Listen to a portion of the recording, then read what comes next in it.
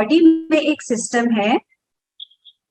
सो ये सिस्टम जो है, this is a very helpful system. It helps us to be prepared for danger. तो अगर imagine if I am crossing the street और सामने से कोई गाड़ी आ रही है और एकदम से वो गाड़ी आ जाती है, तो मेरी बॉडी में नेचुरली वो सिस्टम ऑन हो जाएगा।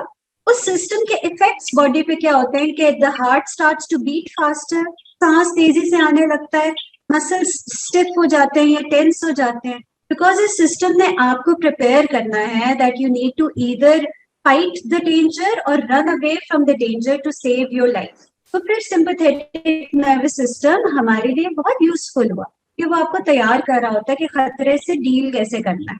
लेकिन कुछ खतरे ऐसे होते हैं, जैसा हमने एग्जाम्स के स्ट्रेस की बात की, which do not require a physical response. तो अगर आप कोई परेशानी की बात सुनते हैं या आप एग्जाम्स की तैयारी की वजह से स्ट्रेस में हैं, तो आपकी बॉडी में फिर भी वो चेंजेस होने का खतरा है और वो स्ट्रेस के फिजिकल सिम्टम्स डेवलप होते हैं। तो आप हेड टू टो बॉडी में कहीं भी स्ट्रेस का इफेक्ट हैं।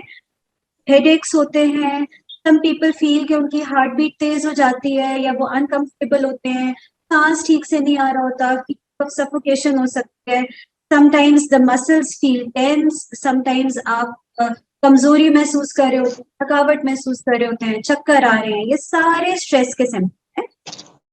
अब आप ये इमेजिन कर सकते हो कि अगर, एंड वेरी इंपॉर्टेंटली, जीआईटी की कंप्लेंट्स होती है, लोगों की डाइजेशन ठीक नहीं होती, हाजमा ठीक नहीं, गैस ज्यादा फील हो।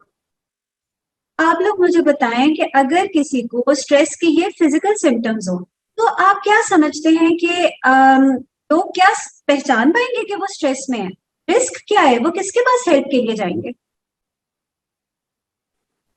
एक्चुअली ज़्यादातर लोगों को समझ नहीं आती ना कि इस बंदे को स्ट्रेस है। ज़्यादातर लोग एग्रेसिव बिहेवियर ज़्यादा शो करते हैं, तो आई डोंट थिंक कि पता चलता हो कि इस बंदे को स्ट्रेस है या नहीं है। और देखो, thank you for that comment. मैं ये चाहूंगी कि आप लोग अपने अंदर इन सिम्टम्स को एटलीस्ट पहचान के आइडेंटिफाई करें कि डॉक्टर सवेरा ने कहा था कि ये भी स्ट्रेस का सिम्टम हो सकता है। तो आपने बिल्कुल ठीक कहा, अगर किसी के इमोशनल चेंजेस नजर आ रही हो ना, कोई एंजाइटी में हो, कोई घबराया हुआ हो, कोई चिड़चिड़ा हो, कोई गुस्से में हो, तो सकता है उसको हम पहचान लें कि ये स्ट्रेस है। लेकिन फिजिकल सिम्टम्स ऑफ स्ट्रेस भी पहचानना बहुत जरूरी है, जिनमें से कुछ मैंने आपके साथ अभी शेयर किया।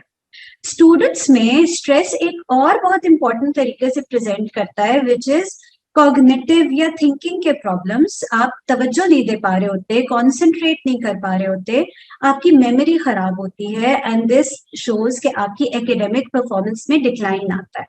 तो स्ट्रेस के इन सिम्टम्स को भी समझना जरूरी है, जिनको हम कॉग्निटिव या साइकोलॉजिकल या मेमोरी से रिलेटेड सिम्टम्स कहते हैं। और इमोशनल सिम्टम्स की तो हमने बात कर ही ली कि मूड पे भी मेजर चेंजेस हो सकते हैं स्ट्रेस की वजह से। अच्छा, जब आपने स्ट्रेस को फील करते हैं बॉडी के अंदर या माइंड के अंदर या आपके इमोशंस में, तो then you behave a certain वे।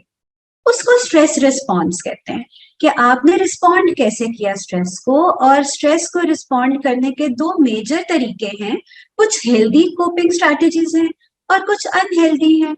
और आज हम थोड़ी सी हेल्दी कोपिंग स्ट्रैटेजीज के बारे में बात करें। तो now I'd like to share my screen and take you through the slides, ताकि हम देखें कि जो स्ट्रेस हमने आइडेंटिफाई कर लिया कि हमें स्ट्रेस है कि नहीं, हम फिर उसको डील कैसे करें, उसको मैनेज कैसे करें। ओके, तो अब मुझे बताएं, हम में से कौन है जो कह सकता है कि I have never felt stress at all? So हम पैंडेमिक की बात करें तो there was an additional burden of the lockdown, of SOPs that we have to, mask पहन के हमें बैठना पड़ता है। There is that fear, and perhaps some of you participants, unfortunately, हमारे घरों तक कोविड आया और हम लोगों ने उसके डर खौफ को महसूस किया। उसके साथ साथ ऑनलाइन क्लासेस और एग्जाम्स और अनसर्टेनिटी कि क्या होगा पढ़ाई के हवाले से। सो पैंडेमिक ने एक स्ट्रेस का लेवल एडिशनल ऐड कर दिया on top of all the things जो कि हम पहले जिससे स्ट्रगल किया। सो अब हम देखते हैं कि हम खुद क्या कर सकते हैं। बस देखें, पहला स्टेप है कि हेल्प करना, which is the self care strategies, and talk about what to do जब वो self care strategies are no longer help. And the principles of these self care strategy are the. हम कुछ भी करें, मैं आपको कुछ एग्जांपल्स दूंगी कि आप क्या कर सकते, लेकिन आप कुछ भी करें लेकिन उसके पीछे प्रिंसिपल्स अगर ये हों तो दे माइट बी हेल्दी। तो कोई भी ऐसा काम करें जिससे आप सेफ फील करें, कोई ऐसा काम करना चाहिए जो आपको काम एंड कंफर्टेबल एंड होपफुल रखे। ऐसी strategies which connect you to others. अब वो कौन अदर्स हो सकते हैं, फैमिली है, फ्रेंड्स हैं, किस तरीके से कनेक्ट करना है, इन पर्सन करना है, सोशल मीडिया पे करना है, इन सब चीजों के बारे में हम आगे बात करें। अच्छा, अब सम डूज एंड डोंट्स कर लेते हैं। So the first thing to do is to understand yourself and your feelings. तो ये कैसे करना, क्योंकि देखिए हम लोग एक रूटीन में होते हैं, लाइफ में इतनी हमारी एक एक्टिविटीज चल रही होती हैं that we may not have time to sit down and reflect. Reflection का मतलब है कि आप खुद बैठ के सोचते हैं कि आजकल मैं कैसा फील कर रहा हूँ या कर रही, और मैं अनकंफर्टेबल हूँ या मैं किसी चीज के दबाव में हूँ या प्रेशर में हूँ या नहीं। तो एक तरीका इसको करने का होता है, some people write diaries and journals. अब वो डायरी या जर्नलिंग का फायदा ये होता है कि आपकी थॉट्स को आप अंडरस्टैंड करके जो पेपर पे लिखते हो सकता है कि आपको उसके बारे में बहुत सारी मालूमात, बहुत सारी चीजें पता चले जो आप शायद अगर वर्ड ना करते तो आप नॉट अंडरस्टैंड।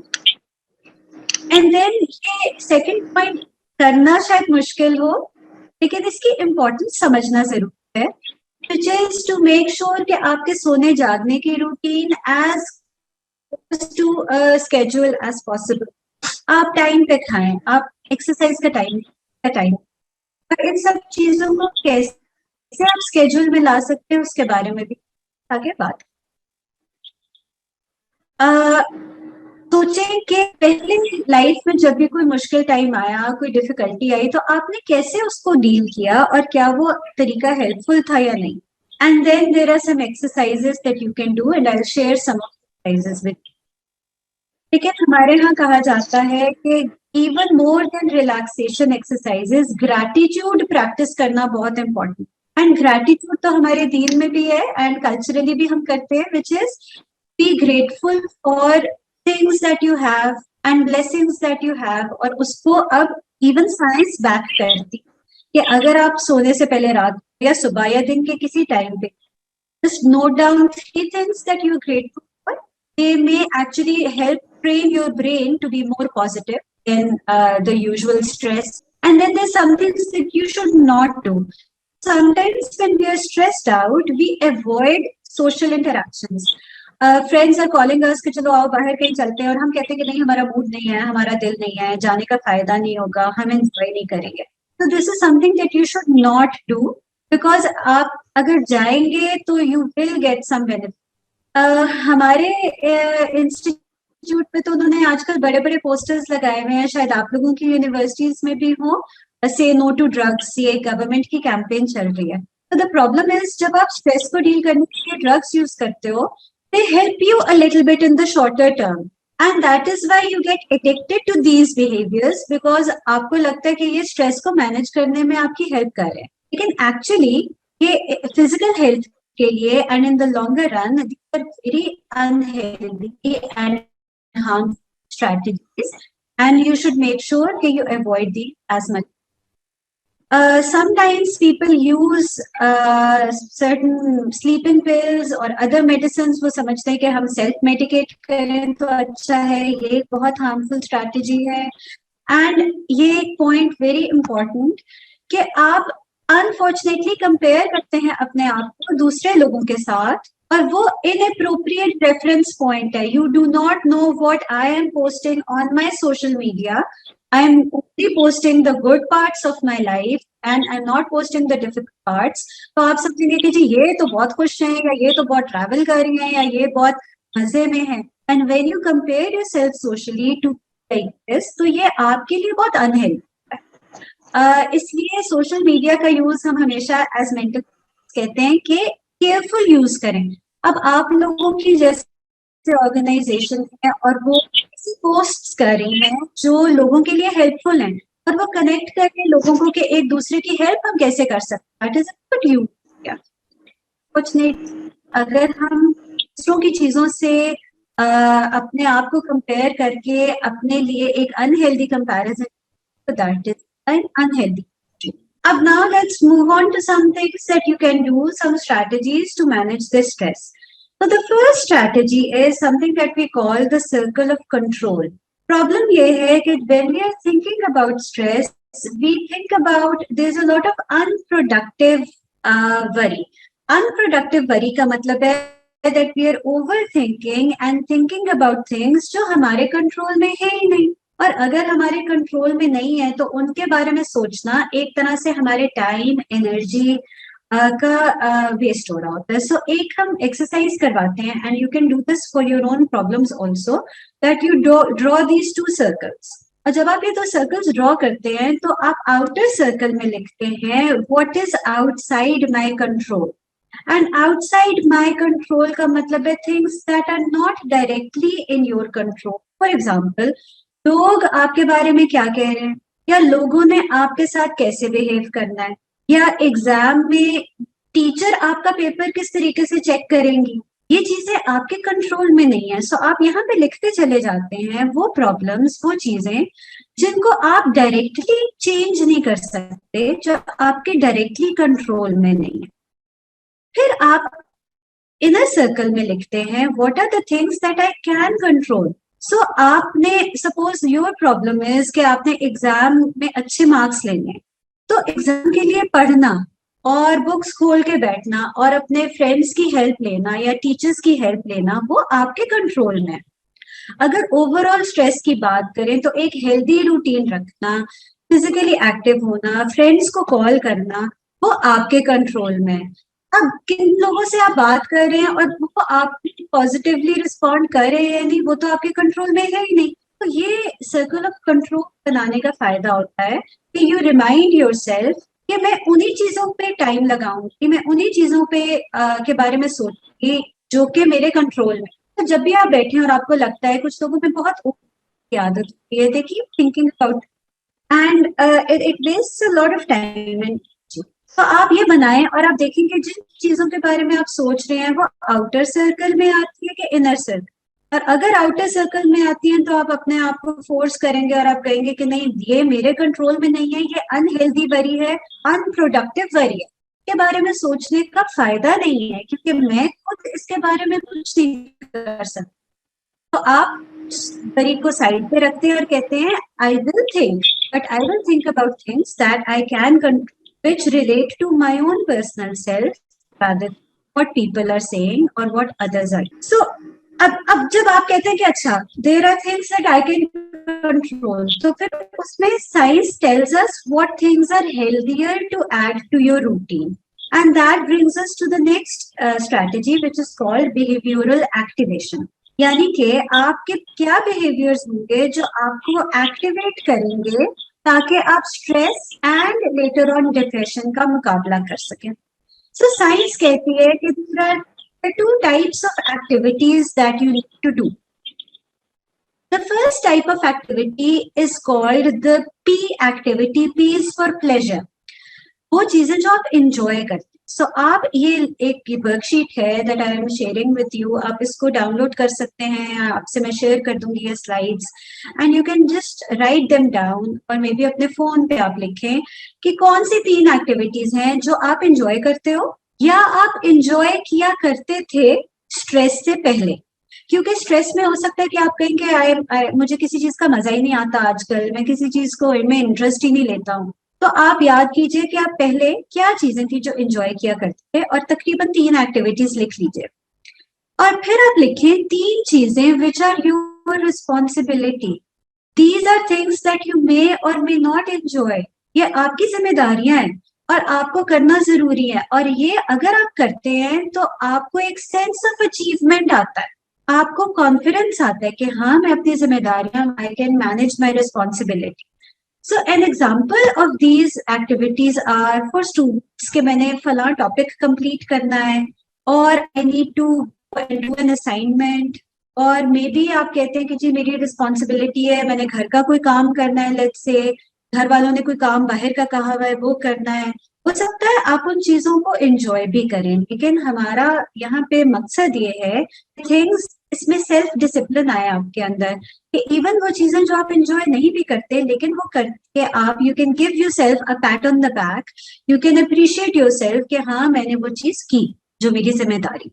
जब आप ये लिस्ट बना लेते हैं दोनों तरह की एक्टिविटीज की, तो then we want you to before and after the activity note के आपका लेवल ऑफ डिप्रेशन क्या है, लेवल ऑफ प्लेजर क्या है और सेंस ऑफ अचीवमेंट क्या है। अब देखिए द पॉइंट इज, मैं कहती हूँ कि जी मैं वॉक करती हूँ, मुझे बहुत अच्छा लगता है, तो मैंने उसको पर लिख लिया an activity that I enjoy. तो right before going for a walk मैं नोट करूंगी कि मेरा लेवल ऑफ स्ट्रेस क्या है, डिप्रेशन क्या है, मैं कितना अच्छा फील कर रही हूँ। एंड राइट आफ्टर मैं नोट करूंगी। ये बात इसलिए करना जरूरी है ताकि हम अपनी ब्रेन में ये रिकॉर्ड करें। हम चीजों को एंजॉय करेंगे लेकिन फिर हम भूल जाएंगे कि वो हमने एंजॉय की थी या नहीं, क्योंकि वो जो बेनिफिट आता है आपको किसी भी एक्टिविटी का हो सकता है वो लॉन्ग टर्म ना हो। So right after the activity if you note it down कि मेरा डिप्रेशन का लेवल या स्ट्रेस का लेवल हाई से लो की तरफ आया, या मुझे प्लेजर ज्यादा बढ़ा, या मुझे एक सेंस ऑफ अचीवमेंट फील हुआ जब मैंने कोई जिम्मेदारी वाली एक्टिविटी, यानी मैंने सोचा हुआ था कि मैं एक पावर पॉइंट प्रेजेंटेशन बनाऊं, तो before doing the power point presentation हो सकता है मेरा सेंस ऑफ अचीवमेंट मॉडरेट हो, लेकिन जो ही मैं फिनिश करूंगी तो मेरा वो सेंस ऑफ अचीवमेंट स्कोर थोड़ा बढ़ेगा। And this, just noting it down, being mindful of the changes in the scores, जो कि pre, before and after the activity होते हैं, तो आपको आहिस्ता आहिस्ता एक्टिवेट करता है, आपको स्ट्रॉन्ग करता है। And this is a way that you can take care of yourself जब आप थोड़े स्ट्रेस से गुजर रहे होते हैं। एंड प्लीज नोट कि अगर आप एग्जाम्स हैं और बहुत मुश्किल एग्जाम्स हैं, फिर भी we would suggest that daily you must do one activity at least that you enjoy, जो आपको रिलैक्स करे, जो इसमें आपको मजा आए। तो अगर आप गिल्टी फील करते और आप कहते हो कि जी नहीं एग्जाम्स हैं तो मैं तो बिल्कुल भी कोई आई डोंट नो अपने एंजॉयमेंट का कोई भी काम नहीं कर सकते, तो फिर आप स्ट्रेस को बढ़ा रहे होते हैं। तो सेल्फ केयर का मतलब है कि इतना थोड़ा सा टाइम, चाहे वो 10 मिनट्स डेली ही हो, अपने सेल्फ केयर के लिए निकालना जरूरी है। और उसमें दोनों तरह की एक्टिविटीज जरूरी है, आपकी इंजॉयमेंट की एक्टिविटीज भी और वो एक्टिविटीज जो आपकी रिस्पॉन्सिबिलिटीज हैं वो भी। अगर आप लंबे गहरे और आहिस्ता सांस लें, सो इसके लिए हम कहते हैं कि 3 तक आप काउंट कर सकते हैं। So when you are taking in a deep breath, breathe in through your nose, लेकिन आप काउंट करें मेंटली 1 2 3, और फिर आप होल्ड करें 1 2 3, और फिर लंबा गहरा और आहिस्ता सांस आहिस्ता आहिस्ता मुंह से निकाल के अगेन काउंटिंग टिल 1 2 and 3। सो आपने स्लोली करना है और डीप करना है ताकि आपके लंग्स फिल हो जाएं एयर से। एंड इसके पीछे साइंटिफिक बेसिस है, बायोलॉजिकल बेसिस है। There is a nerve that is activated जब आपके लंग्स एक्सपैंड करते हैं और बिल्कुल लंबे गहरे सांस से लंग्स जब भर जाते हैं तो एक नर्व एक्टिवेट होती है जो हमने सुबह कहा था सिंपैथेटिक नर्वस सिस्टम है जो स्ट्रेस को ऐड कर, तो ये स्ट्रेस लेवल्स को फिजिकली भी करने में हेल्प करता है। You can do this as many times as possible, as many times as you like. Generally 15 to 20 times आप in and out करते हैं, तो that is one exercise and you should do this multiple times during. So लगती simple है but it actually works and you can do this at any place. इसके लिए आपको किसी खास जगह जाने की जरूरत नहीं है, आप कहीं भी बैठे हुए किसी भी जगह पे ये कर सकते। और इसी से नेक्स्ट एक एक्सरसाइज है जिसमें इस we call this guided imagery and again you involve all the senses but imagine a place which makes you feel relaxed. ये ऐसी जगह भी हो सकती है जहां कभी आप गए हो। सो हम लोग कभी जाते हैं समर्स में नॉर्दर्न एरियाज में, और मे बी बहुत खूबसूरत कोई जगह आपने देखी हो, but it can be something that you create in your own mind.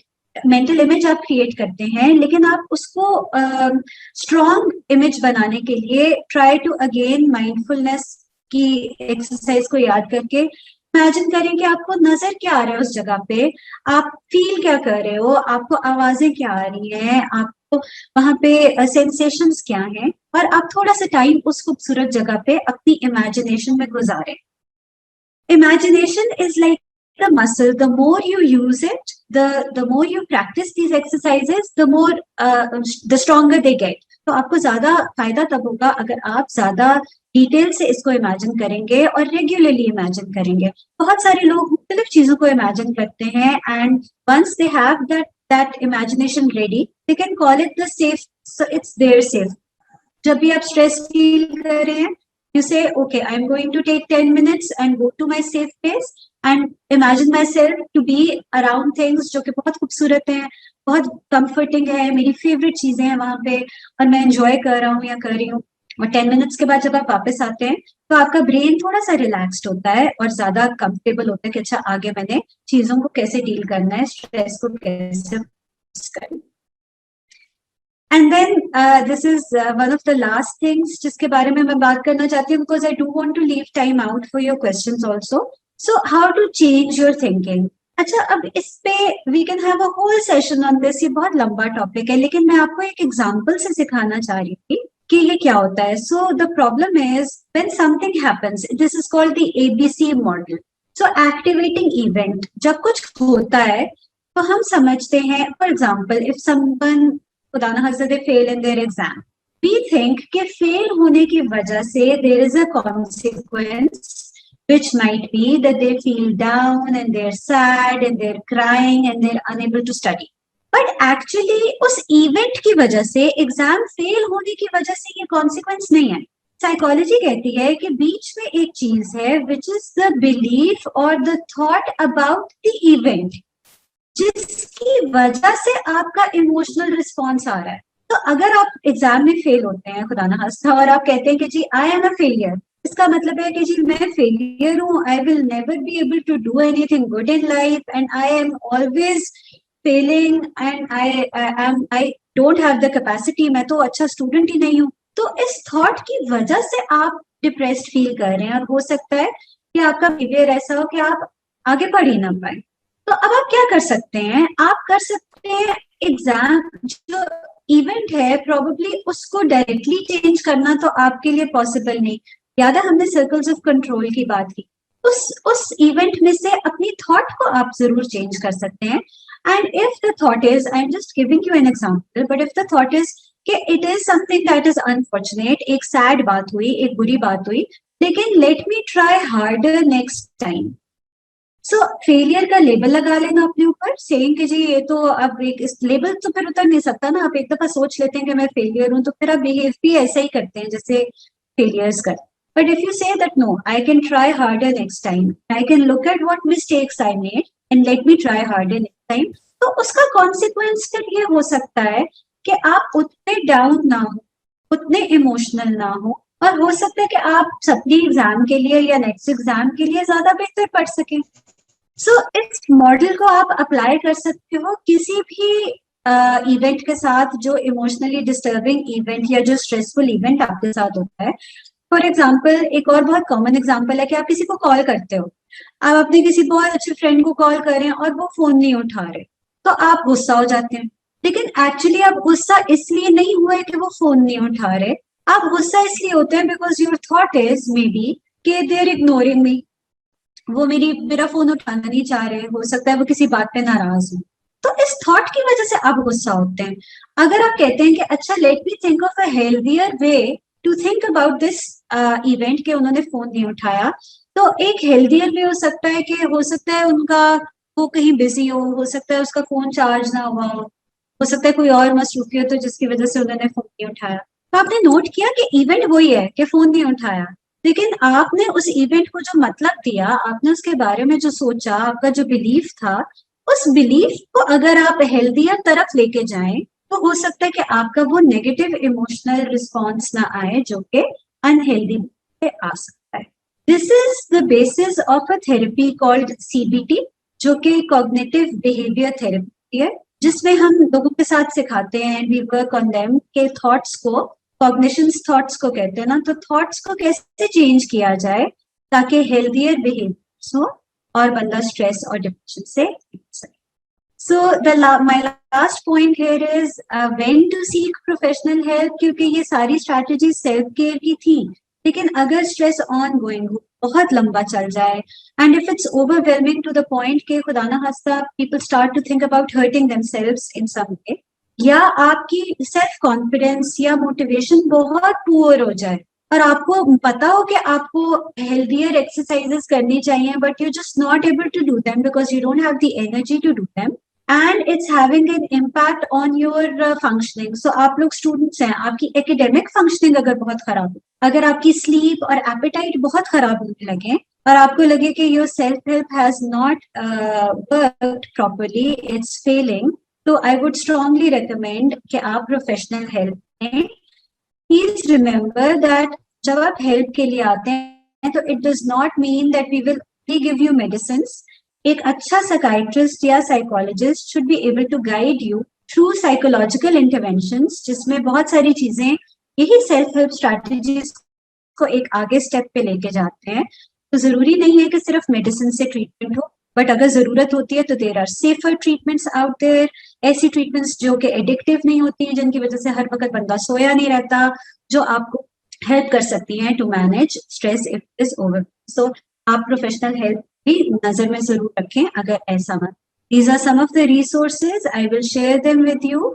And my last comment just is कि स्ट्रेस हमने बात की थी ना कि हेल्दी भी है, तो एक ही केमिकल स्ट्रक्चर है इन दोनों सब्सटेंसेस का। सो कार्बन है ना, and it's just arranged differently. So अगर एक पीस ऑफ चारकोल या कोल पे tremendous amount of stress over a long period of time, it turns it into a diamond. So अगर हम स्ट्रेस को मैनेज करना सीखते हैं तो वो हमें गाइड करेगा, हमें डायरेक्ट करेगा कि हम हमारी पर्सनल ग्रोथ कैसे हो सकती। And with this, I'll stop sharing and I'll come back. And if there are any questions, so please, we do have some time. हम वो कर लेते जी। Thank you so much. Ma'am, जैसे कि आपने ये बात की कि हम मतलब सोशल रिलेशन जो होते हैं इन्हें मेंटेन करके भी अपना स्ट्रेस लेवल बहुत ज्यादा कम कर सकते हैं, तो मैम इस पेंडेमिक में सोशल रिलेशन हम किस तरह मेंटेन कर सकते हैं जबकि हमें डिस्टेंस रखने का कहा जाता है? ये बहुत अच्छा क्वेश्चन है, लेकिन इसका आंसर मेरे से ज्यादा तो शायद आप लोग बेहतर, वो मिलेनियल्स कहते हैं ना, आप लोगों को ये क्या सिलसिला है, आप लोग ज्यादा बता सकते हो। अब देखो हम लोग कैसे मिल रहे हैं। तो इन दिस पेंडेमिक अगर आप कहते कि जी we want to bring 20 students and आप से एक सेशन ले लें अपने हॉस्पिटल में, तो maybe I wouldn't be comfortable having everybody there, but ये using technology, and this technology is relatively free and cost effective. बस इंटरनेट कनेक्शन चाहिए और बहुत सारे लोग एक दूसरे से कनेक्ट हो सकते हैं। इनफैक्ट जो दूरियां है ना, फिजिकल जियोग्राफिकल डिस्टेंसेस की वजह से ये पैंडेमिक ने हमें बताया कि हम तो एक दूसरे के बहुत करीब हो सकते हैं, इवन अगर कोई कराची में बैठा, इवन अगर कोई for that matter out of the country बैठा। लेकिन आई थिंक हमने उस टेक्नोलॉजी को, आप लोगों के लेवल पे स्टूडेंट्स ने तो शायद इसको अडॉप्ट किया या सोशल मीडिया को आप पहले ही बहुत यूज करते, लेकिन if I share my personal experience of some elders in our family, उन लोगों ने they've joined this social media सिर्फ इन पैंडेमिक के दिनों में, ताकि फेसबुक के जरिए और वो जूम की वीडियो कॉल्स पे grand parents are able to see their grand children और फ्रेंड्स एक दूसरे से कनेक्ट करते हैं। नेटफ्लिक्स ने एक चीज स्टार्ट की कि सिंक कर देते हैं। अच्छा, वो अपनी जगह बैठ के मूवी, वही आपका फ्रेंड और आप यहाँ देख रहे हैं and you are able to sort of have that experience together. So बहुत सारी चीज जो आप लोग टेक्नोलॉजी एंड सोशल मीडिया शायद बहुत इफेक्टिव हो सकते हैं। लेकिन देखो सबसे पहले इम्पोर्टेंट है आपके लिए बात टू अंडरस्टैंड कि ये कितना इम्पोर्टेंट है कि आप लोगों से कनेक्टेड रहें। जब आप ये समझ लेंगे तो फिर आप सेफर तरीके भी ढूंढ सकते हैं। बहुत से लोगों ने, अच्छा I can see in the chat, Hareem ने पूछा है कि do you think it's important to keep yourself busy to avoid overthinking? Definitely, but keep yourself busy in something that is an active activity.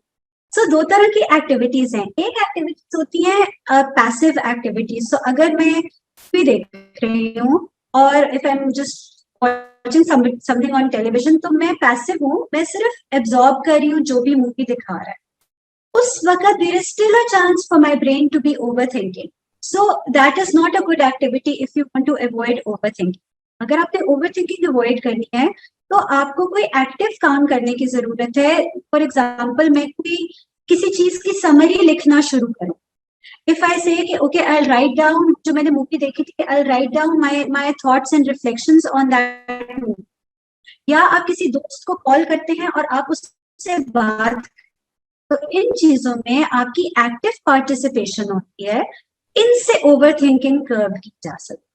तो आपको you have to be careful about the activities that you choose, लेकिन अगर वो active participation वाली activities होंगी तो फिर over thinking कम जरूर की जा सकती है।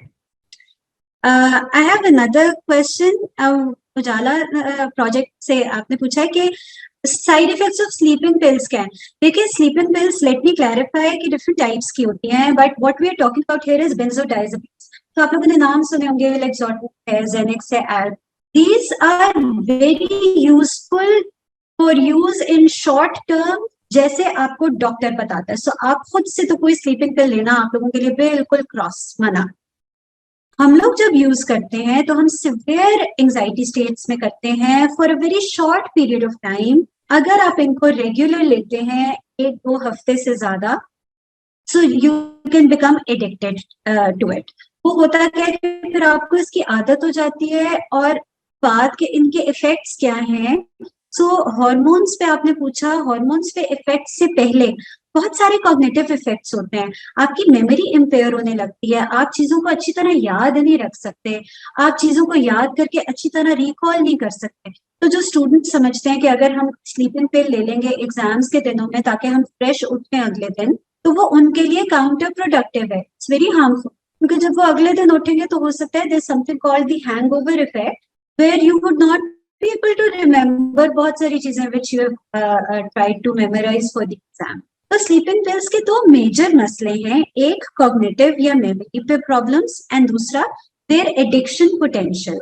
सो they must only be used when a doctor guides you regarding their safe। बहुत सारी मेडिसिन और अवेलेबल हैं जो स्लीप को इम्प्रूव करती हैं और उनमें ये सारे डेंजर्स नहीं। So for that you need to consult a doctor and we'll be able to guide कि स्लीप को बेहतर करने के लिए। वैसे तो ये सारी स्ट्रैटेजीज जो डीप थिंकिंग है, गाइडेड इमेजरी है, ये खुद भी बहुत हेल्प करती है टू फॉल अस्लीप बेटर। लेकिन अगर आप मेडिसिन की जरूरत हो तो फिर please get the doctor. In fact अगर आप लोग चाहेंगे तो I can share with you some MP3 files which have been recorded by different psychiatrists to guide you through these relaxation exercises। तो अगर आप वो शेयर करना चाहो अपने स्टूडेंट्स के फोरम पे तो I be happy to share those with. अच्छा, तलहा ने पूछा है कि is there any specific food to remain stress free. Unfortunately I don't have a food. हमें पता है कि कुछ चीजों में सेरोटोनिन होती है, सो चॉकलेट्स में सेरोटोनिन होती है, आमंड्स में सेरोटोनिन होती है, आप खा लें, अच्छी बात है। I can tell you what not to eat अगर आप स्ट्रेस में हैं। सो खाना क्या है वो तो चले आप हेल्दी बैलेंस चीजें खाएं, लेकिन कैफीन का, कॉफी का, चाय का या कोल्ड ड्रिंक्स का, सॉफ्ट ड्रिंक्स का या energy drinks, I don't know भी आजकल स्टूडेंट्स के क्या है, लेकिन हमारे जमाने में वो रेड बुल होती थी। Am I saying right? ऐसे ही नाम है। सो वो energy drinks they full of sugar, और वो इतनी फुल ऑफ शुगर होती है कि they do give you an energy boost, but these are things that worsen stress. So अगर आप बहुत ज्यादा कैफीन इनटेक है और बहुत ज्यादा हाई शुगर इनटेक है तो ये स्ट्रेस को बढ़ा सकते हैं। These are things that you should avoid. और खाना क्या है वो आप हेल्दी चीजें खाएं, फ्रूट्स एंड वेजिटेबल्स खाएं, but there is nothing specific that we can guide you diet के हवाले से स्ट्रेस पे। अच्छा, रुशान फातिमा ने बहुत अगेन गुड क्वेश्चन कि जर्नलिंग के क्या फायदे। सो जर्नलिंग डिफरेंट तरह की होती है। One is where you have a plain journal and you are at certain points during the day, आप कोई भी टाइम रख लेते हैं और आप कहते हैं कि I will write down whatever happened to me today। मैंने क्या सोचा, मेरे इमोशंस क्या रहे, आज का दिन कैसा गुजरा। सो ये जनरल जर्नलिंग होती है। फिर इसका फायदा ये है कि आप सेल्फ रिफ्लेक्ट करते हो, और जब आप उस को देखते हो आपको पता है कि व्हेन वी आर थिंकिंग हमारी थॉट्स की स्पीड बहुत ज्यादा तेज होती है, लेकिन we have to slow down a little bit to write, and that also helps to reduce overthink। So journaling एक indirect तरीका होता है कि आप अपनी सोचों को थोड़ा सा slow down करके अपने कंट्रोल में ले आए। और उसके बाद जर्नलिंग प्रॉम्प्ट्स होते हैं। सो आपको you will find them on the internet, बहुत सारे प्रॉम्प्ट्स हैं, और प्रॉम्प्ट्स का मतलब है कि आपको कहते हैं कि अच्छा आप 3 चीजें लिखें which you are grateful for, 3 चीजें लिखें that you would like to achieve in life, 3 चीजें लिखें that are disturbing you and things, problems that you want to solve. आपने हेल्दी क्या काम किए सारे दिन में, आपने अनहेल्दी काम का क्या किए. So it's a journaling is a good way to reflect on yourself, your levels of stress, और आप क्या coping strategies यूज कर रहे हो और वो कितनी इफेक्टिव है या नहीं. So इसके बहुत सारे फायदे हैं जो, and it's a creative activity also. कुछ लोग जर्नल्स में ना अपनी ड्राइंग्स भी करते हैं, अपनी पोएम्स लिखते हैं, अपने क्रिएटिविटी को थोड़ा सा एनहांस करते हैं, and that can also be an additional benefit for journaling. So how to be aware enough to stop. If you're able to, the most important step in any overthinking key strategy is to identify that you're overthinking. And identifying overthinking इतना मुश्किल नहीं है. अगर आप लोग note करें तो आप लोगों को उस वक्त पता चल रहा होता है कि ये हम हमें सोच रहे हैं या हम बहुत ज्यादा सोच रहे हैं. So आप उसके लिए एक टाइम रखें. आप टाइम ऐसे रखें कि you can tell yourself that I am going to think about something. If you find yourself overthinking about a particular topic, this is when this might be helpful. आप कहें कि जी मैं ये अपने जर्नलिंग के टाइम में या अपने सेल्फ केयर के टाइम में देखूंगी कि ये ओवरथिंकिंग मैंने उस वक्त करनी है या नहीं. So just forcing yourself to stop, and there are some techniques for thought stopping that we use in certain disorders. So some people have a rubber band type चीज अपने wrist पे रखते हैं, और वो कहते हैं कि जब भी मैं बहुत ज्यादा सोच रही होंगी तो मैं क्या करूंगी कि मैं स्नैप करूंगी उस रबर बैंड को. तो जब आप स्नैप करेंगे रबर बैंड को तो क्या होगा, आपको थोड़ी सी दर्द होगी, and this forces your brain into the present. And when it forces your brain into the present, then you can sort of say कि ओह मैं क्या सोच रही थी, और क्या वो हेल्दी चीजों के बारे में सोच रही थी, प्रोडक्टिव काम हो रहा था सोचना या नहीं. इसीलिए आप ओवरथिंकिंग को directly at that point in time manage कर सकते हैं with some difficulty, but an easier way is to indirectly manage it. जब आप माइंडफुलनेस को या रिलैक्सेशन एक्सरसाइजेस को अपनी रूटीन का पार्ट बनाते हैं तो वो इनडायरेक्टली आपकी ओवरथिंकिंग को कर्व करती हैं, बिकॉज आपकी ब्रेन ओवरथिंकिंग हो रही होती है क्योंकि आप बहुत ज्यादा चीजों के बारे में सोच रहे होते हैं. तो अब माइंडफुलनेस आपकी ब्रेन को सिखाती है I don't have to worry about a lot of things at the same time, I can take things step by step, one by one. So ये थोड़ी सी चीजें हैं देखने की जरूरत है कि आप you can try different things out. एक और छोटी सी टेक्निक है, सम पीपल बिकॉज माइंडफुलनेस मुश्किल होती है ना करना, तो what works for them is holding an ice cube in your hand. अच्छा, अब एक डिस्क्लेमर है, ये मत कीजिएगा कि आइस क्यूब पकड़ लें और कहेंगे जी हमारा हाथ बहुत ठंडा हो गया और जल गया. सो समटाइम्स आप एक किसी कपड़े के उसमें करके तो पकड़ लें so that it's not super cold. But once you hold an ice cube in your hand, it forces you to focus on that sensation, and that can be one way जिससे आप mindful होके अपने आप को thoughts से निकालने की, this is one way that has helped some. कुछ लोग ना कैंडल जलाते हैं, और कैंडल जला के if it's a scented candle that's an added bonus, but you look at the flame की flickering. So वो कैंडल का फ्लेम मूव करता है ना, शेप चेंज करता है, थोड़ा कलर चेंज करता है. It gives you something to focus on, and that can be another way that you are forcing yourself to get out of your mind into the present by experiencing and seeing something that's in the present rather than past या future की. सो ये कुछ techniques होती हैं overthinking खत्म करने की. Thank you very much. Your time is Keep your efforts up. Well done, Shabash, and I hope that you're able to meet again in the future. Best of luck. okay. Allah Hafiz.